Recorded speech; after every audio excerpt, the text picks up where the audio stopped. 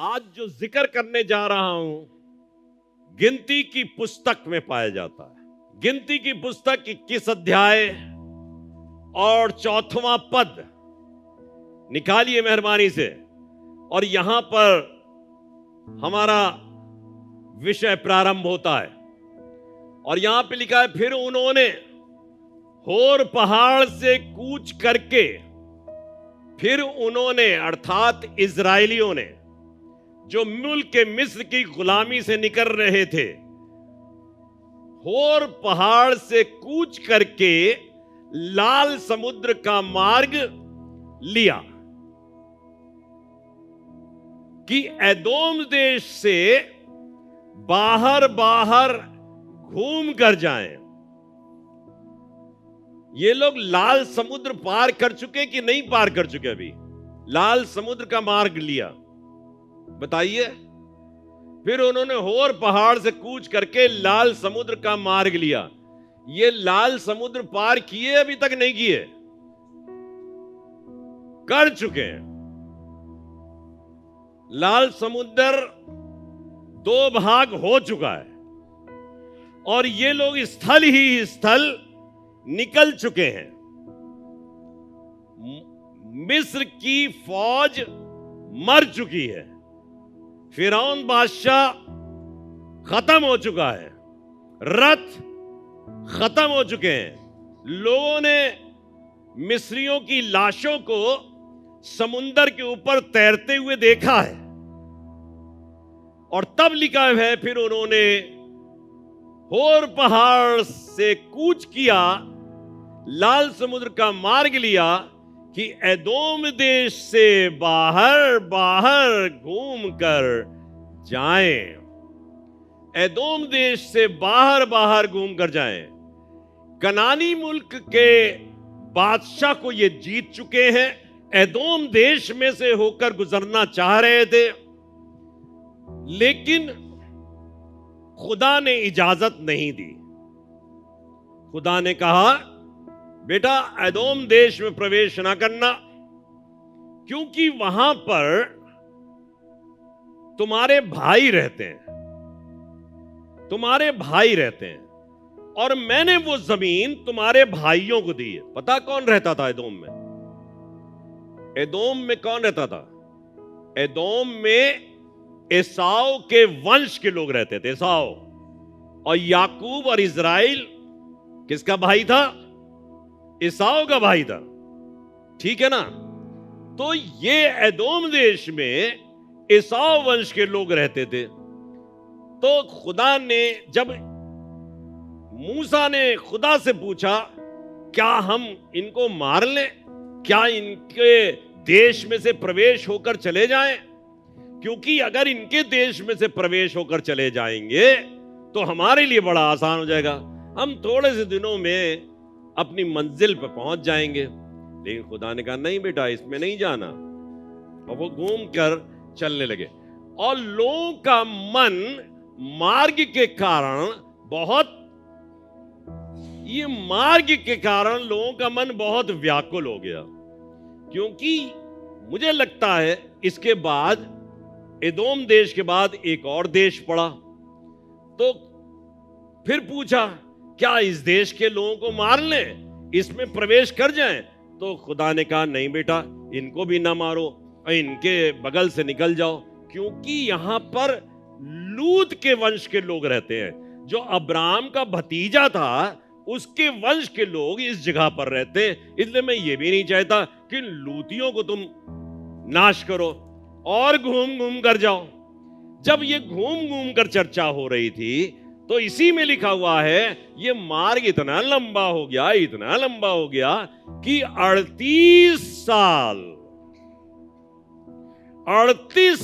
लग गए इस मार्ग को पूरा कर। देखिए, लाल समुंदर तो तुरंत मिल गया था। जैसे ही मुल्क मिस्र से निकले थे, लाल समुद्र मिल गया था। लेकिन लाल समुद्र के बाद जब ये और देशों को घूम कर जाने लगे, तो इस प्रक्रिया के अंदर, इस यात्रा को पूरा करने में 38 वर्ष लगे। तो यहां पर लिखा हुआ है, लोगों का मन मार्ग के कारण बहुत क्या हो गया? व्याकुल हो गया। सो वे परमेश्वर के विरुद्ध बात करने लगे। हुआ क्या कि अभी पिछले समय में जो बाकी समय ये गुजार चुके थे, ये बड़े मौजे देख चुके थे। कभी कभी हम लोग भी बड़े बड़े मौजे देखने के बाद भी इतने मठूस हो जाते हैं, इतने निष्ठुर हो जाते हैं कि हमें कुछ समझ में नहीं आता। खुदा बाप, हम लोग टेक इट ग्रांटेड ले लेते हैं बहुत सी चीजों को। टेक इट ग्रांटेड मतलब हमको तो जीवन खुदा ने दिया है, कोई एहसान कर दिया। जैसे अपने माँ बाप से बच्चे नहीं कहते, तुमको खाना खिला रहे तो कोई एहसान कर रहे हो, पैदा क्यों किया था, है ना? कपड़े पहना रहे हो तो कोई एहसान कर रहे हो, पैदा किया था, पहनाओ। पढ़ा रहे हो, खिला रहे हो, ये एहसान नहीं कर रहे हो। तो हम लोग टेक इट ग्रांटेड लेते हैं परमेश्वर की आशीषों को भी। हमको जीवन मिला, हमको जीवन की श्वास मिली, हमको खुदा मुल्क के मिस्र की गुलामी से निकाल के लेके आया, तो भैया तुम लेके आए, हमने तो तुमसे नहीं कहा था। हम तो चिल्ला रहे थे, रो रहे थे। मिस्रियों की जो आफत हमारे ऊपर पड़ती थी, जो वो मजदूरी लेते थे, उसकी वजह से रो रहे थे, चिल्ला रहे थे। मैंने कुछ पिछले समय में प्रचार किया कि परमेश्वर ने कहा उनका चिल्लाना मुझे सुनाई पड़ा है, उनका रोना मुझे सुनाई पड़ा, देख पड़ा है। तो ये इजरायली लोग जो थे, ये टेक इट ग्रांटेड थे, ये खुदा लेके चल रहा है। खुदा ने मूसा से कहा मैंने उनका चिल्लाना सुना है, इसलिए मैं उतर आया हूं ताकि मैं अपने लोगों को मुल्क कनान में पहुंचाऊं, ऐसी जगह पे पहुंचाऊं जो हिव्वी, यबूसी और पता नहीं किन किन का देश है, जहां पे मधु और दूध की धाराएं बहती है। तो हम लोग भी आजकल चीजों को इसी तरीके से अपने जीवन में ग्रहण कर लेते हैं। सांस आ रही है, सवेरे सवेरे उठे, हाँ, पत्नी बगल में लेटी है, पति बगल में लेटा है, बच्चे हैं, घर बहुत अच्छा, पंखा चल रहा है, एसी चल रहा, सब बहुत अच्छा, वेरी गुड। ये तो हमने अपनी मेहनत से किया है, सारी चीजें हमारी कमाई हुई हैं, इसमें खुदा बाप तुम्हारा क्या? सांस ले रहे हैं दौड़ के, दांत मंजलिया दौड़ के गए, टॉयलेट हुआ है, अपने नहा धो लिए, कपड़े पहन लिए, सब कुछ हमारा हक था, हमारा हक था। हमको क्यों नहीं मिलता? ये हमारा हक है। अपने घरों में हम लोग हक के तौर पर, लेकिन आपको बताना चाहता हूं, तुम्हारा हक, वो जो पुराने समय में एक पैसा चला करता था जिसमें एक छेद हुआ करता था, तांबे का पैसा था, उसमें छेद होता था, तुम्हारा हक उस छेद का बराबर भी नहीं है, जरा सा भी। अगर खुदा ना चाहे तो बेटा कुछ कर नहीं पाओ, छदम्मे भरवे के तो नहीं हो तुम, कुछ औकात नहीं है तुम्हारी, बिल्कुल। जितनी हम अपनी लियाकत के ऊपर गौर करते हैं, घमंड करते हैं, कोई घमंड करने का कारण है नहीं। आज मैं इस जगह पर चल रहा हूं, इधर रहा हूं, उधर रहा हूं, तो इस पे मैं घमंड करूंगा? मैं तो बिल्कुल तंदुरुस्त हूं, फिट हूं, चल रहा हूं। अभी जरा देर में पैर लड़खड़ा जाएगा, गिर पड़ेंगे धम्म से, और लोग उठाएंगे, कहेंगे उठ ही नहीं रहे, अब तो ये परमानेंट लेट गए। तो कुछ भी हो सकता है। इस बात को सोचिएगा कभी जिंदगी में कि हमारी औकात कुछ है नहीं, दर हकीकत औकात है उस खुदा की जिसने आपको जीवन दिया है, जिसने आपको जीवन की श्वास दी है। तो इनके जीवन के अंदर ढेर सारे काम हो गए, लेकिन ये उसको टेक इट ग्रांटेड ले रहे थे और बुड़बड़ा रहे थे। क्या कर रहे थे? लिखा हुआ है, सो वे परमेश्वर के विरुद्ध बात करने लगे और मूसा से कहा, तुम लोग हमको मिस्र से जंगल में मरने के लिए क्यों ले आए?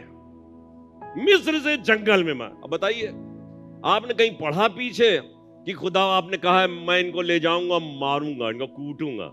मारने के लिए तो नहीं लाया था, वो तो अच्छे देश में पहुंचाने के लिए ले आया था। लेकिन ये तो हमारा हक था जो हमको मिला। तुम लोग हमें मिस्र देश से जंगल में मरने के लिए क्यों ले आए? और फिर लिखा हुआ है और यहां ना तो रोटी है और ना पानी। बताइए, रोटी नहीं थी क्या वहां पे? है, आपको मालूम है रोटी थी कि नहीं थी? रोटी अभी तक मिली थी कि नहीं मिली थी? हैं? मिल रही थी। कैसी बातें कर रहे हो भाई? यहां ना, यही तो लिखा है, यहां ना तो रोटी है और ना पानी। ये इतने दुष्ट लोग हैं, हमारी जैसे हैं। देखिए, आप अपने आप को बहुत अलग मत समझिए कि पादी साहब आज इजरायलियों को बोल रहे हैं। हमारी जैसे लोग हैं, इतने दुष्ट हैं कि सब कुछ होने के बावजूद शादी में जब केक बंटता है तो लोग कोशिश करते हैं एक दो पाव भर केक तो अपने झोले में रख लो, और फिर उसके बाद ट्रे आए तो आपको केक मिला, ले लीजिए। हाँ, नहीं मिला, लाओ। गलत कह रहे तो बताइए। ऐसे ही करते ना? क्या हुए? दुष्ट हुए? क्या हुए? बहुत दुष्ट। गोश्त खाने के लिए इतने ललायत रहते हैं, अड़म बना के खा चुके हैं और बास्केट के अंदर यूं गिरा दी उसकी हड्डी, फिर कह रहे हैं हमने अभी लिया नहीं है। ऐसे हमको दर्जनों लोग मिले। हम कहते ले ले बेटा, ये तुम्हारी कौम जो पुराने समय से चली आ रही यही हरकत करती जा रही है। तो हो तो तुम उसी नस्ल के ना, उसी नस्ल के हो। तो लिखा है यहां ना तो रोटी है ना पानी, और हमारे प्राण, बढ़िया बात लिखी है, हमारे प्राण क्या? रोटी है नहीं, निकम्मी रोटी कैसे हो गई? जब रोटी है ही नहीं तो निकम्मी रोटी है। इसका मतलब यह है कि ये निकम्मे ही लोग हैं। ये कैसे लोग हैं? निकम्मे लोग हैं। लिखा हुआ है इस निकम्मी रोटी से दुख क्या है? दुखित है, पीड़ित है। असल में ये निकम्मी रोटी पता क्यों लग रही थी इनको? इसमें घी नहीं चुपड़ा था। बहुत से लोग घी चुपड़ के खाते हैं, मक्खन की ढेली रख कर खाते हैं। क्योंकि जब मैं अंग्रेजी जबान में इसको पढ़ रहा था तो निकम्मी शब्द इस्तेमाल नहीं किया वहां पे इस्तेमाल किया है सिंपल रोटी, जिसे कहते हैं सूखी रोटी। कहते ना माँ बाप, ताजी ताजी निकाल के माँ दे रही है, क्या सूखी रोटी दे दी? अभी सूखी है ये? हाँ, सूखी मतलब इसके ऊपर घी नहीं चिपड़ा है, इसके ऊपर मक्खन नहीं लगा है, इस पे वो क्या है, जैम नहीं लगाया गया है, फलानी चीज नहीं लगाई गई है। खुदा बाप से इतनी आजकल के बच्चों की तरह, बिल्कुल बच्चे रोटी नहीं खाना मांगते, कहते चिप्स लाओ, चॉकलेट दो, कैडबरी दो। मुंह खराब हुआ जा रहा है, दांत खराब हुए जा रहे हैं, पेट खराब हुआ जा रहा है। कैडबरी से खून नहीं बन रहा, लेकिन ये दो, देंगे कैसे नहीं आप? खुदा बाप जानता बहुत अच्छे तरीके, ये बेटा ये चीजें तुम्हारे लिए नुकसान की हैं। ये निकम्मी रोटी खाओ, सिंपल रोटी खाओ, हमेशा जीवित रहोगे। मैंने एक बार पढ़ा अखबार में, एक आदमी ने भुखमरी से बचने के लिए, कहने मैं कभी नहीं मरूंगा, भुखमरी से बचने के लिए एक इलाज ढूंढा। उसने क्या? वो मट्टी खाया करता था। कहने सब कुछ खत्म हो जाएगा बेटा, मट्टी कभी नहीं खत्म होगी। आराम से मट्टी लेता था और खा जाता था। और उसने यही तरीका बना लिया, मट्टी में से विटामिन ले रहा था, क्योंकि मट्टी में से सारी चीजें उपजती हैं, तो उसे मालूम था सारे मिनरल्स इसी के अंदर मौजूद है, तो मट्टी खाओ। इसी तरीके से हम लोग भी अपने जीवन के अंदर तरह तरह के शगुफे छोड़ते हैं या प्रैक्टिकल किया करते हैं। तो ये कहने लगे कि हमको क्यों ले आए मरने के लिए? तो लिखा हुआ है परमेश्वर के वचन में, छठे पद में क्या लिखा है? सो यहोवा ने उन लोगों में तेज विष वाले सांप भेजे। सांप आप भी रखता हो, खुदा बाप सांप रखता, पता है आपको? सो उसने उनके बीच में तेज विष वाले सांप भेजे जो उनको डसने लगे और बहुत से इजरायली मर गए। सांप किसने भेजे? किसने भेजे? परमेश्वर ने भेजे। परमेश्वर सांप को भेजता है। मुझे ये बात समझ में नहीं आई। मैंने कहा खुदा कैसे सांप आप भेज देते तुम? अब कभी घर में किसी में निकले कहते खुदा आप तुम सांप भी हमारे घर में भेज दिए। एक लेडी ने गवाही दी थी कि घर दरवाजा खोलते थे सांप खड़ा रहता था, फिर अंदर जाके दुआ करते थे, फिर दरवाजा खोलते थे फिर सांप खड़ा, फिर अंदर जाके बैठ गया, फिर थोड़ी देर बाद दरवाजा। तो मैं इतना दुखित हो गया वहां बैठा बैठा। मैंने कहा यार या तो सांप इसे डस ले या ये सांप को डस ले। ये 36 बार दरवाजा खोल चुकी है, सांप वहीं गाड़ बैठा है।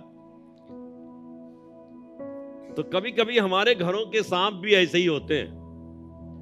तो यहोवा ने उन लोगों में तेज विष वाले, अब बताऊं आपको, सांप को जनरल हम लोग जो मसीही लोग हैं, जब सांप की चर्चा चलती तो हम लोग एक ही बात दिमाग में आती, शैतान है, ये शैतान है। लेकिन आपको बताऊं शैतान एतान नहीं होता। शैतान ने उस समय बाग अदन में सांप जो एक जीव हुआ करता था, अभी बताऊंगा, बड़ा खोल के बताऊंगा, एक जीव हुआ करता था, उसका इस्तेमाल किया और उसको इस्तेमाल किया और वही शैतान बन गया। आज सांप को देखो तो शैतान ही दिखता है वो कि ये शैतान है, जबकि ऐसी बात नहीं है। खुदा बाप ने जब शैतान खुदा के पास घूमते घूमते पहुंचा तो उसने भी कहा तू कहां से आता? उसने कहा मैं दुनिया घूमता हुआ आता, डोलता डालता। तो उसने कहा तूने मेरे धर्मी दास अय्यूब को देखा है? उसके समान कोई सीधा खराब मनुष्य है ही नहीं। तो उसने कहा जरा तू उसके वस्तुओं को छू दे, फिर जिस्म को छू दे, तो तेरे सामने वो करेगा। तो वहां पे भी शैतान का इस्तेमाल खुदा ने किया कि अय्यूब को आजमाए। यहां भी जो लिखा हुआ है तेज विष वाले सांप भेजे, सांप का खुदा ने इस्तेमाल किया। शैतान से कहा बेटा तुम इनको भेजो, तेज विष वाले सांपों को भेजो, ताकि वो इजरायलियों को डसें और वो मर जाएं, क्योंकि मैं बहुत क्रोधित हो गया हूं इनके ऊपर। इतना गुस्सा हो गया भैया, इतना गुस्सा हमने तो आज तक नहीं देखा। कोई अगर थोड़ा सा घर में रोटी उटी के लिए नाराज हो जाए तो पापा कहे सांप से डसवा देंगे तुमको। तो मैं सोचने लगा खुदा बाप तुम इतना गुस्सा क्यों हो गए? ये पानी के चक्कर में भैया रोटी के विषय में तो पहले भी नाराज हुआ था, वो कुड़कुड़ा रहे थे रोटी नहीं है। तब उसने कहा सवेरे तुमको रोटी मिलेगी, मन्ना बरसेगा। फिर कहा पानी नहीं है तो पानी मिलेगा, चट्टान फाड़ दी गई, पानी मिलने लगा। गोश्त नहीं है तो बटेरे आ गई।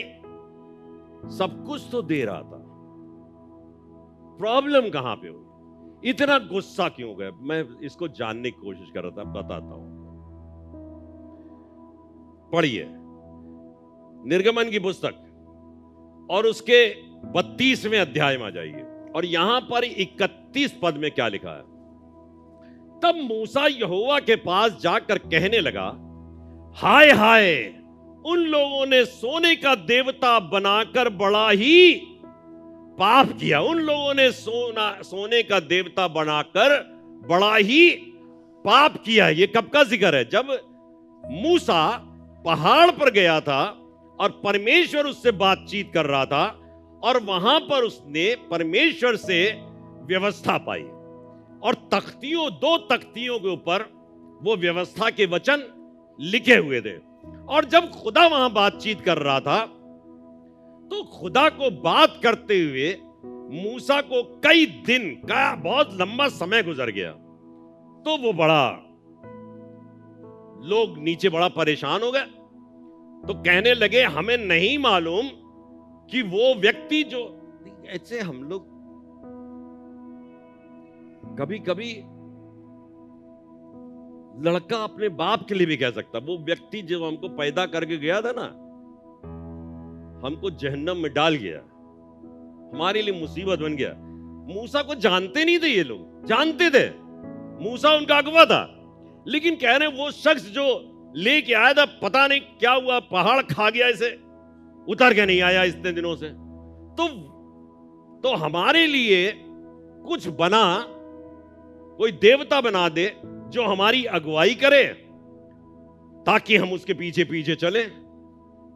इतने निकम्मे लोग थे। रोटी मिल रही, कह रहे रोटी नहीं मिल रही, पानी मिल रहा, कह रहे पानी नहीं मिल रहा, गोश्त खा रहे, कह रहे गोश्त नहीं मिल रहा, मूसा अगुवाई कर रहा, कह रहे तुम अगुवाई नहीं कर रहे। खुदा आगे आगे आग के सुतून में चल रहा, उनके समझे में नहीं आ रहा। वो बादल के रूप में रखवाली कर, उनके समझे में नहीं आ रहा। इतने हम लोग की तरह सब कुछ हासिल करने के बाद भी निकम्मेपन में कोई कमी नहीं। और आज मैं आपसे कहना चाहता हूं, ये निकम्मापन हमारा मसीहों का दूर होना चाहिए कि सब कुछ प्राप्त कर रहे हो उस खुदा से, और फिर भी अपनी निकम्मी चाल चलन से। बाइबल में 20 जगह पढ़ा दूंगा मैं इस बात को, जहां पे लिखा हुआ है निकम्मे हैं ये लोग, इजरायली लोग निकम्मे हैं, यहूदी निकम्मे, यरूशलेमी लोग निकम्मे लोग हैं। लिखा है उसने 30 विष वाले सांप भेजे, और तब यहां लिखा तब मूसा यहोवा के पास जाकर कहने लगा कि हाय हाय, उन लोगों ने सोने का देवता बनाकर बड़ा ही पाप किया है। ये लोग नहीं कह रहे हैं, जिन्होंने देवता बनाया ये नहीं कह रहे हैं, लेकिन ये जब मूसा पहाड़ पे से उतर के आता है, देख रहा है कि ये देवता के आगे जो बछड़ा बनाया गया था, हारून ने बनाया था, और उसके आगे उछल रहे, कूद रहे, नाच रहे, और लिखा हुआ है यहां तक उछल रहे थे कि अपने आप को घायल कर रहे थे। घायल घायल, पीट रहे हैं, खून निकाल रहे हैं। हद हो गई। खुदा बाप सलामती से तुमको ले जा रहा है, तुमको खुदा नहीं समझ में आ रहा है, तुमको अपनी बेवकूफियों से फुर्सत हो तब ना, फुर्सत ही नहीं है, अपने आप को घायल कर रहे हैं। और फिर लिखा हुआ है तब मूसा जो उनकी अगुवाई कर रहा था, एक तो खुदा तरस से भरा हुआ, और दूसरा मूसा, कहीं खुदा के पास से तरस हट जाए और मूसा के पास से तरस हट जाए तो जमीन फट जाएगी और ये उसमें समा जाएंगे। लेकिन मूसा गया यहोवा के पास, वो समझ गया मेरा बाप, मेरा परमेश्वर गुस्सा हो गया होगा, उसको नहीं, उसने क्योंकि ऊपर से कह दिया था तेरे लोग बिगड़ गए, उसने ऊपर ही से कह दिया था तेरे लोग बिगड़ गए, जाकर उनको देख। तो समझ में आ गया, यहोवा गुस्सा हो गया। तो वो गया, उसके बाद कहने लगा हाय हाय, उन लोगों ने सोने का देवता बनाकर बड़ा ही पाप किया है। आगे क्या लिखा है, तब तो भी अब तू उनका पाप क्षमा कर, नहीं तो अपनी लिखी हुई पुस्तक में से, अपनी लिखी हुई पुस्तक में से मेरे नाम को काट दे। इतना प्यार करने वाला खुदा, जिसने अपनी खुदाई तबीयत को मूसा की जिंदगी में डाला। मूसा को क्या प्रॉब्लम थी? मूसा तो जा ही रहा था, खुदा का प्यारा था ही, क्यों कह रहा है कि मेरा नाम काट दे? इसलिए क्योंकि खुदा ने अपनी आत्मा को मूसा की जिंदगी में डाला था। आप कहेंगे जबरदस्ती की बात कर रहे हो, कहां खुदा ने मूसा की जिंदगी में अपनी आत्मा को डाला? 2-3 जगह पे लिखा हुआ है, लिखा हुआ है परमेश्वर के वचन के अंदर कि जब मूसा इनकार करने लगा कि मैं नहीं जाऊंगा फिरौन बादशाह से बातचीत करने के लिए क्योंकि मैं हकला हूं, वो हकला था, तो उसने कहा क्या तेरा बड़ा भाई हारून नहीं है? उसको बुला, वो तेरे एवज में काम करेगा। और लिखा हुआ है मूसा हारून के लिए कैसा होगा? परमेश्वर का सा होगा। मूसा हारून के लिए परमेश्वर का सा होगा। और एक और जगह पे खुदा यही बात कहता है, दोहराता है कि आए हारून, उसके अंदर तो नम्र आत्मा पाई जाती है। जब ये लोग मूसा की बगावत करने लगे, क्या खुदा मूसा ही से बात करता है? क्या वो हमसे बातचीत नहीं करता? तो उसने कहा, हां, मेरा बंदा मूसा मेरी बात करता है, क्योंकि उसके अंदर मेरी आत्मा पाई जाती है। परमेश्वर की आत्मा मूसा के अंदर पाई जाती थी। तो भी अब तू उनका पाप क्षमा कर, नहीं तो अपनी लिखी हुई पुस्तक में से मेरे नाम को काट दे। आगे क्या लिखा हुआ है? आगे लिखा है, यहोवा ने मूसा से कहा, जिसने मेरे विरुद्ध पाप किया है, यहोवा ने कहा, जिसने मेरे विरुद्ध पाप किया है उसी का नाम मैं अपनी पुस्तक से काट डालूंगा। फिर आगे लिखा है 34वें पद में, अब तू जाकर उन लोगों को उस स्थान में ले चल जिसकी चर्चा मैंने तुमसे की थी, और फिर देख मेरा दूत तेरे आगे आगे चलेगा। और फिर देखिए जो खास बात मैं पढ़ाना चाहता हूं, परंतु जिस दिन मैं दंड देने लगूंगा उस दिन उनको इस पाप का भी दंड दूंगा। जब मैं दंड देने लगूंगा, याद रखिएगा, हमारे गुनाह खुदा माफ कर देता है। हमारे गुनाहों को माफ करके पीठ के पीछे फेंक देता है और उनको याद भी नहीं करता। लेकिन एक बात हमेशा याद रखिएगा, अगर हम अपराधी उसके सामने न्याय के दिन में ठहरेंगे, किन्हीं कारणों से, किसी भी वजह से, ध्यान देके सुनिएगा, अगर किसी भी कारण से हम अपराधी ठहरेंगे तो हमारे सारे पाप जो हमने किए हैं उसका बदला हम निश्चित तौर पर पाएंगे। तब ये ना कहिएगा कि नहीं खुदावंद यही तो किया था, बाकी तो तुम माफ कर चुके हो, क्योंकि लिखा है साफ तौर पर, और जिस दिन मैं दंड देने लगूंगा उस दिन। अगर ये समझ जाए तो ठीक, लेकिन अगर ना समझे तो जिस दिन मैं दंड देने लगूंगा उस दिन उनको इस पाप का भी दंड दूंगा। और ये काम पहले हो चुका, बछड़ा बनाया जा चुका है, ये लोग कूद चुके हैं उसके सामने। तो आज जब इन्होंने इसको कहा ये निकम्मी रोटी है, तो खुदा ने कहा, बेटा मुझे याद आ रहा है कि तुमने बछड़ा बना के मेरा अपराध किया था, मेरे विरोध में बातें कही थी, मैं तुमको मुल्क मिस्र की गुलामी से निकाल के लेके आया हूं, तुम्हारी समझ में नहीं आ रहा है, अब मैं तुमको इसका बदला दूंगा। तब उसने उनके बीच में तेज विष वाले सांप भेजे। अब समझ में आया? उसने उनके बीच में तेज विष वाले सांप भेजे। लेकिन आपको सच बताना चाहता हूं, खुदा बहुत रहम करने वाला खुदा है, वो माफ करने वाला खुदा है, वो चाहता है हमको माफ कर दे। आइए गिनती की पुस्तक के 21वें अध्याय के 7वें पद में आ जाएं। यहां पे लिखा है, तब लोग मूसा के पास जाकर कहने लगे, आज मसीहो, जब कोरोना काल आया था सन 2020 में कोविड-19 के नाम से, और कोविड-19 के नाम से लोगों के ऊपर प्रकोप बढ़ रहा था, तो मैं जानता हूं कि लोगों ने अपनी जिंदगी को किस तरीके से समर्पित कर दिया था, चाहे या अनचाहे। फेसबुक, ट्विटर, यूट्यूब भरा हुआ था, जहां खोलो ढपली बज रही है, ढपली बज रही है, लोग गा रहे हैं, प्रभु परमेश्वर तू कितना महान है, प्रभु परमेश्वर तू कितना महान है। क्यों? क्योंकि डर लग रहा था यीशु मसीह आ जाएगा, सारी मुसीबतें आ रही हैं, मुसीबतों का भूचाल आ रहा है, चारों तरफ आतंक छाया हुआ है, मरी ने घर कर रखा है, देश देश के अंदर मरी घूम रही है, कब किसको अपने आगोश में ले ले। लोग ढपलियां बजा रहे थे, लोग गाने गा रहे थे, लोग बाइबल पढ़ रहे थे, लेकिन साल गुजर गया, समय गुजर गया, हालात बदल गए और आज फिर मजा ही मजा है।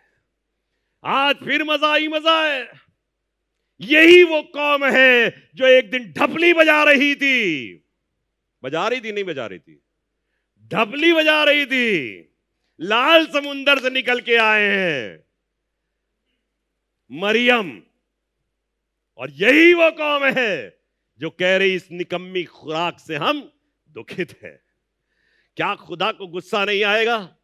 आज मैं कई बार जब इस कलाम को पढ़ रहा था, मैंने कहा खुदा बाप तेरा गुस्सा वाजिब है, क्योंकि निकम्मे तो हम हैं। हम तेरी बातों को निकम्मा समझते हैं। कई बार हम लोग अपने खुदा पर इल्जाम लगा देते हैं, खुदा बाप हमने तो किया लेकिन तूने नहीं सुना।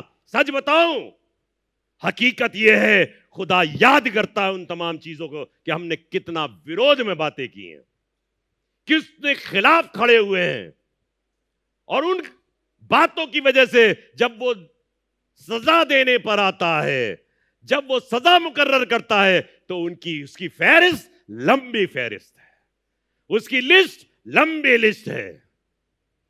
क्योंकि लोग कहने लगे, बाएं हाथ वाले कहने लगे, हमने तो तेरे नाम से ये किया, तेरे नाम से ये किया, तेरे नाम से ये किया। खुदा कहेगा मैं तुम्हें जानता ही नहीं। मेरे सामने लिस्ट तुम्हारी गंदगी की बहुत लंबी है। अपनी गंदगी को दूर करो, अपने अपराधों की माफी मांगो। और लिखा हुआ है तब लोग मूसा के पास जाकर कहने लगे कि हमने पाप किया है। तब जाकर मूसा से कहने लगे हमने पाप किया है कि हमने यहोवा के और तेरे विरुद्ध बातें की हैं। आज भी लोगों को समझ में आ रहा है, जब चारों तरफ आक्रमण हो रहा है ना, समझ में आ रहा है खुदा के चरणों पे आ जाओ, खुदा के चरणों पे आ जाओ, दुआ करो। चारों तरफ मुसीबतों का बोलबाला है, दुआ करो। कब आक्रमण हो जाएगा? दुआ करो। हमने तेरे विरुद्ध और यहोवा के विरुद्ध पाप किया है। काश के मसीही कौम सीख ले कि हमको परमेश्वर की आराधना कैसे करनी चाहिए। सीख लीजिए परमेश्वर की इबादत कैसे करनी चाहिए। एक एक लम्हा, एक एक पल। क्या खुदा नहीं चाहता मेरे बच्चे मेरे साथ रहें? आप क्या नहीं चाहते? आप जो मां बाप वाले हो, नहीं चाहते हो अपने बच्चे को अपनी आंखों की नजर से एक पल के लिए भी दूर ना करो, एक पल के लिए नहीं। लिखा है खुदा के कलाम के अंदर, बहुत बढ़िया बातें बता रहा हूं आपको, जिंदगी में काम आएंगी। तब यहोवा ने मूसा से कहा एक तेज विष वाले सांप की प्रतिमा बनाकर खंबे पर लटका। वाह वाह वाह वाह वाह। अरे सांपी से तो बच रहे थे, सांपी तो हमारे लिए मुसीबत की जड़ है। और वो कह रहा खुदा मूसा से, ध्यान दे के सुनिए, एक तेज विष वाले सांप की प्रतिमा बनाकर उसे खंबे पे लटका दे। तेज विष वाले सांप की। और काट क्या रहे थे? डस कौन रहा था? तेज विष वाला सांप। तेज विष वाला सांप डस रहा था। खुदा ने मूसा से कहा एक तेज विष। प्रार्थना के अंदर सामर्थ पाई जाती है। कहिए, प्रार्थना के अंदर सामर्थ पाई जाती है। Prayer has got power in the name of Jesus. In the name of Jesus. Whosoever claim the name of Jesus shall definitely receive deliverance. Deliverance. Shall definitely receive deliverance if you will take the name of Jesus. ये कौन है तेज विष वाला सांप? ये कौन है तेज विष वाला सांप? हिजकिय्याह नबी की पुस्तक और उसका पहला अध्याय और उसके चौथे पद को पढ़िए। क्या लिखा है? यहां लिखा है, जब मैं देखने लगा तो क्या देखता हूं? ध्यान देके सुनिएगा। जब मैं देखने लगा तो क्या देखता हूं कि उत्तर दिशा से बड़ी घटा और लहराती हुई आग सहित बड़ी आंधी आ रही है, और घटा के चारों ओर प्रकाश और आग के बीचों बीच से झलकाया हुआ पीतल सा कुछ दिखाई देता है। क्या दिखाई देता है? झलकाया हुआ पीतल सा कुछ दिखाई देता है। उसके बीच में 4 जीवधारियों के समान कुछ निकले। 4 जीवधारियों के समान कुछ निकले। उनका रूप मनुष्य के समान था। 4 जीवधारियों के समान कुछ निकले और उनका रूप मनुष्य के समान था। 27वें पद में, उसकी कमर से लेकर ऊपर की ओर मुझे मानो झलकाया हुआ पीतल सा दिखाई पड़ा और उसके भीतर और चारों ओर आग सी दिखाई पड़ती थी। फिर उस मनुष्य की कमर से लेकर नीचे की ओर भी मुझे कुछ आग सा दिखाई पड़ता था और उसके चारों ओर प्रकाश था, जैसे वर्षा के दिन बादल में धनुष दिखाई पड़ता है, वैसे ही चारों ओर का प्रकाश दिखाई पड़ता था। यहोवा के तेज का रूप ऐसा ही झलकाया हुआ पीतल आग घोर अंधकार के अंदर। यहां पे 4 जीवधारियों का जिक्र है। 4 जीवधारियों का जिक्र है और 4 जीवधारी कोई और नहीं, हिंदी जुबान में कहते हैं परमेश्वर के दूत, परमेश्वर के फरिश्ते, जिनको सराप नाम से जाना जाता। सराप क्या कहते हैं? शराप क्या कहते हैं? सराप। ठीक है, सराप कहते हैं। और इन सरापों की खूबी है, इनके बाबत लिखा हुआ है, इनमें 4 मुंह हैं। एक मुंह जो सामने का है वो मनुष्य का सा है, एक मुंह जो दाहिने हाथ पर है वो सिंह सा है, एक मुंह जो बाएं हाथ पर है वो कैसा है? बैल का सा, बछड़े का सा है, बछड़े का सा है। और पीछे जो मुंह है वो उकाब सा है, उकाब की तरह। इनके पहिए हैं, इनके पास पहिए हैं और इनके ऊपर का जिक्र ये यहां पे लिखा हुआ है। इन सरापों के ऊपर का जिक्र यहां पे लिखा हुआ है, लिखा है जैसे वर्षा के दिन बादल में धनुष दिखाई पड़ता है, वैसे चारों ओर का प्रकाश दिखाई देता था। यहोवा के तेज का रूप ऐसा ही था और उसे देखकर मैं मुंह के बल गिरा इन सरापों के ऊपर। अब आपको बताऊं कि शैतान कौन है? हु इज शैतान? Who is Lucifer? पता आपको? हाँ बोल दो, जल्दी बोलो, क्या है? शराब। तो आपको मालूम है यह भी शराब था। लूसीफर क्या था? शराब था। बड़े झुंझुने इसके लगे हुए थे, ये बॉस हुआ करता था, ये शराबों का भी बॉस हुआ करता था। और इसलिए इसके अंदर बड़ी म्यूजिक है और ये सब कुछ जानता है, ये उड़ता भी है, ये चलता फिरता भी है और ये तेज विष वाला भी है, और ये तेज विष वाला भी है। ये जो सांप था, ये जो शराब था, ऊपर से आया, सांप के अंदर समाया और सांप से के द्वारा बात कराई और हवा और आदम को गुनाह में गिरा दिया। मैं जल्दी जल्दी बता रहा हूं इन तमाम चीजों को। तो यह भी शराब था और यह शराब ही है जो परमेश्वर ने इजाजत दी जब इजरायलियों ने अपराध किया कि उनको डस ले, क्योंकि यह तेज विष वाला था। तो बाकी जो शराब हैं जिन्होंने लूसीफर के साथ मिलकर के बगावत नहीं करी, वो आज भी परमेश्वर के साथ मौजूद हैं और परमेश्वर उनके ऊपर विद्यमान रहता है, झलकाए हुए कैसे? पीतल के समान, झलकाए हुए पीतल के समान।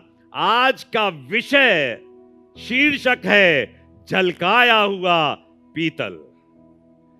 झलकाया हुआ पीतल आज का सब्जेक्ट है मेरा, कि झलकाए हुए पीतल पर गौर करो जो इन सरापों के ऊपर है।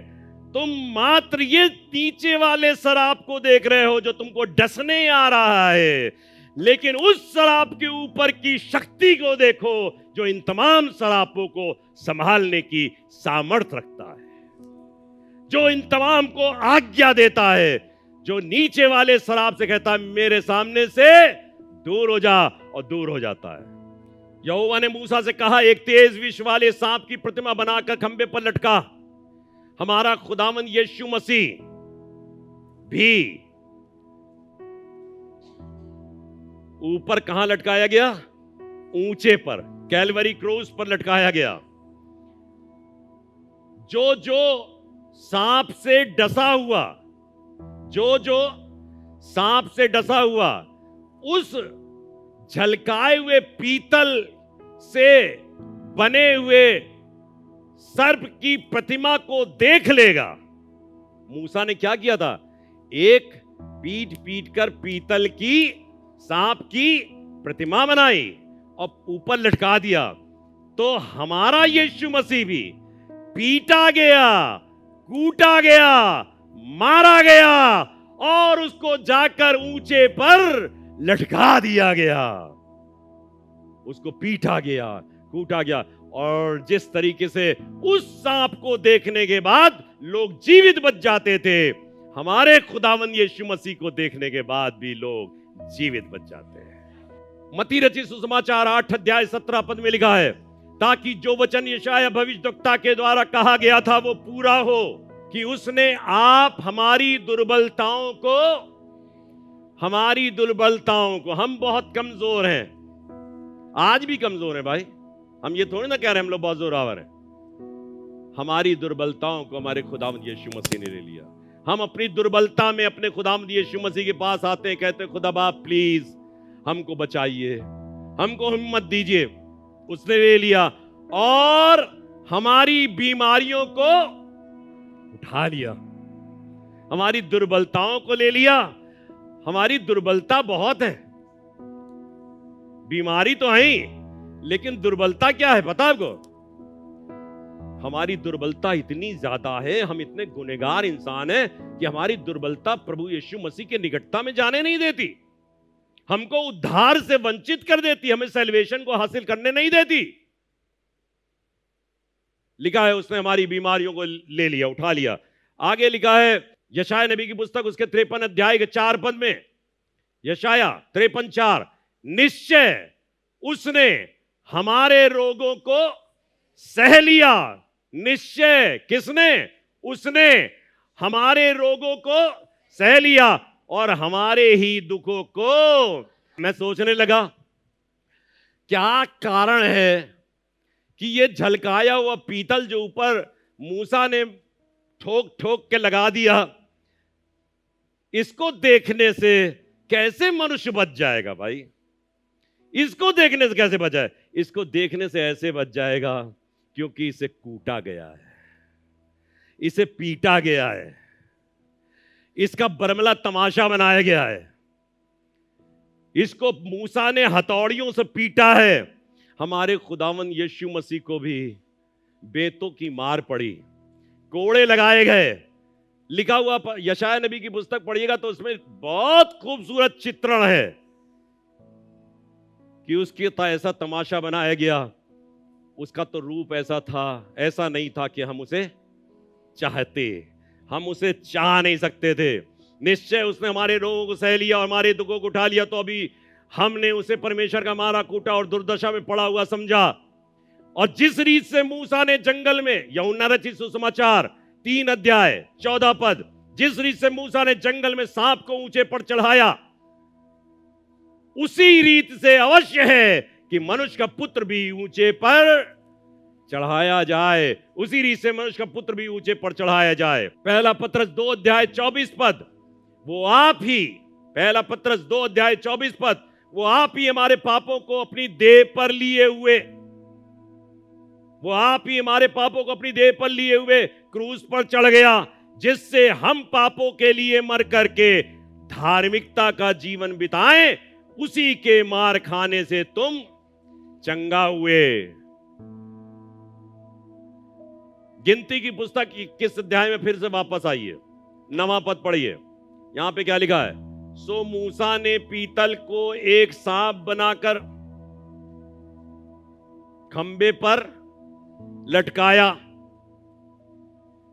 तब सांप के डसे हुए में से जिसने उस पीतल के सांप को देखा वो जीवित,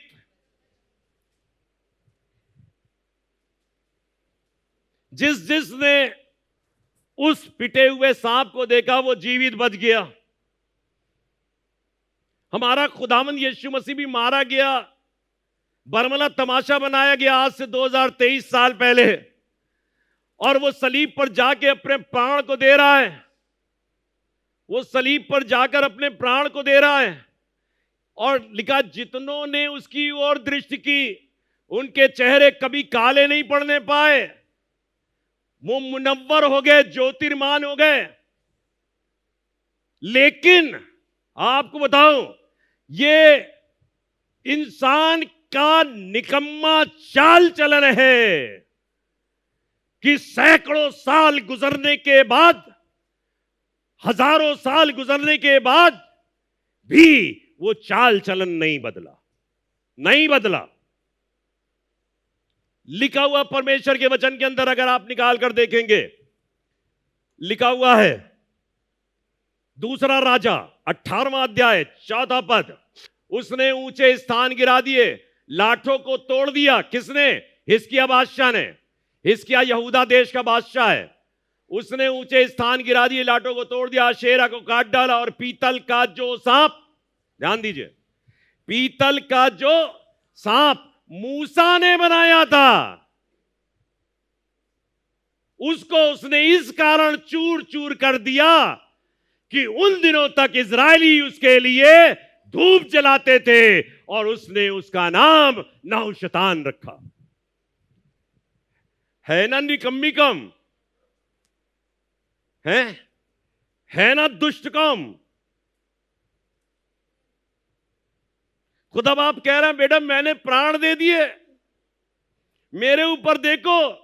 वो अपना वही पीतल का सांप जो मूसा ने पीट पीट कर, उसी को पूजने लगे, धूप जलाने लगे। हिजकिय्याह बादशाह आया, क्रोधित हो गया और कहने लगा, उसने पीतल का जो सांप मूसा ने बनाया था उसको, कहने लगे, बेटा बेवकूफो, ये बेवकूफी मत करो, खुदा बाप इससे नाराज होता है। हम असल चीजों को छोड़ करके दूसरी चीजों पर ज्यादा रागिब हो जाते हैं। मेरा यही तो सब्जेक्ट है। पीतल के झलकाए हुए पीतल के उस रूप को देखो। हमारा खुदावंद खुदा झलकाया हुआ पीतल क्या होता है? झलकाया हुआ पीतल क्या होता है? झलकाया हुआ पीतल आपने देखा, चमचम करता हुआ, पीट पीट कर उसकी गंदगी, जो हमारी गंदगी थी, निकाली जाती है, पीटा जाता है, धार बनाई जाती है, और जब फिर योद्धा लेकर उसको निकलता है, उसे वो चमकता है, बिल्कुल शाइन मारता है, चारों तरफ झलकाया हुआ पीतल होता है। उसमें कोई ऐब नहीं, कोई दोष नहीं है, वो निर्दोष है। देखो परमेश्वर का निर्दोष मेमना, जो जगत के सारे गुनाहों को उठा ले जाता है। थैंक यू हिजकिय्याह बादशाह, तुमको खुदा ने इतना इल्म दिया कि तुम ये सब करने पाए। अब खत्म कर रहा हूं, जल्दी जल्दी से 2-3 आयतें पढ़ूंगा, सिर्फ ध्यान दीजिएगा। दूसरा कुरिन्थियों 5 अध्याय 21 पद, जो पाप से अज्ञात था उसी को उसने हमारे लिए पाप ठहराया, कि हम उसमें होकर परमेश्वर की धार्मिकता बन जाएं। ना सिर्फ हमारे बीमारियों को वो चंगा करता है, वो सांप को देखकर हम चंगे हो जाते हैं, लेकिन यीशु पर गौर करने पर हमें उद्धार भी मिल जाता है, हमें नजात मिल जाती है। यूहन्ना 3:15-16 में लिखा है, जो कोई उस पर विश्वास करे उसमें अनंत जीवन पाए। क्या लिखा है? ताकि जो कोई विश्वास करे उसमें अनंत जीवन पाए। 16 पद में, क्योंकि परमेश्वर ने जगत से ऐसा, ये तो रटा होगा, क्योंकि परमेश्वर ने जगत से ऐसा प्रेम किया कि उसने अपना इकलौता पुत्र दे दिया, ताकि जो कोई उस पर विश्वास करे वो नाश न हो परंतु अनंत जीवन पाए। पहला पत्रस 2 अध्याय 24 पद, वो आप ही हमारे पापों को अपनी देह पे लिए हुए क्रूस पर चढ़ गया, जिससे हम पापों के लिए मरकर के धार्मिकता के लिए जीवन बिताएं। देखिए यहां पे दोनों चीजें क्लियर हो रही हैं। वो आप ही हमारे पापों को अपनी देह पे लिए हुए क्रूस पर चढ़ गया, वो हमारे पापों को लेकर क्रूस पर चढ़ गया, जिससे हम पापों के लिए मर करके धार्मिकता के लिए जीवन बिताएं, और उसी के मार खाने से तुम चंगे। धार्मिकता के लिए भी और चंगाई के लिए भी क्या चीज आवश्यक है?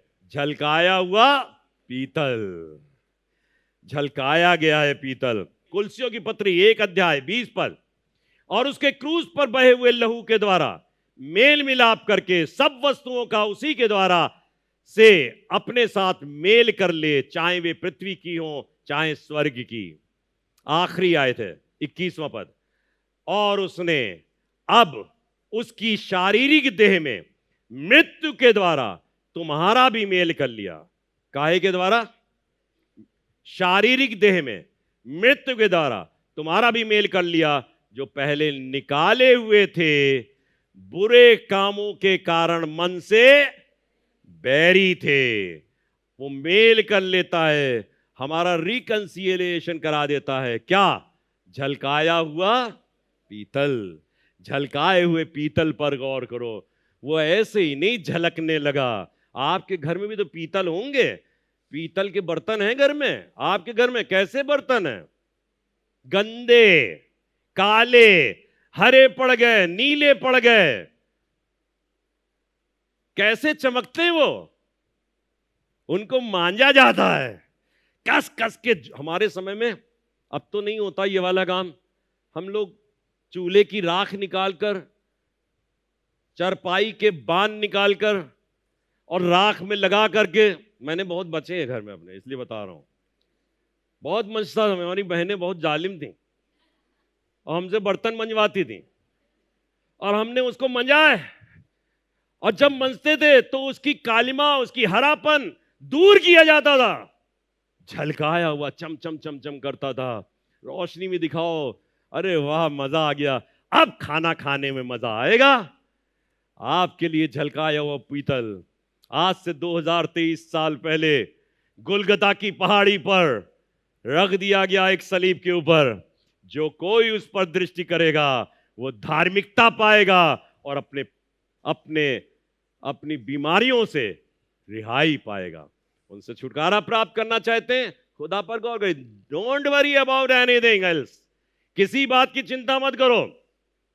मसीही कौम जागृत हो जाए, जमाना बदल जाएगा। मसीही कौम की बात कर रहा हूं, धोखेबाज कौम की नहीं। मसीही लोगों की बात कर रहा हूं। मसीही लोग जागृत हो जाओ। तुमको कुछ नहीं करना, जमाने को बचाने की सामर्थ तुम्हारे पास है, क्योंकि झलकाया हो पीतल किसी और के पास नहीं, तुम्हारे पास है। झलकाया हो पीतल किसके पास है?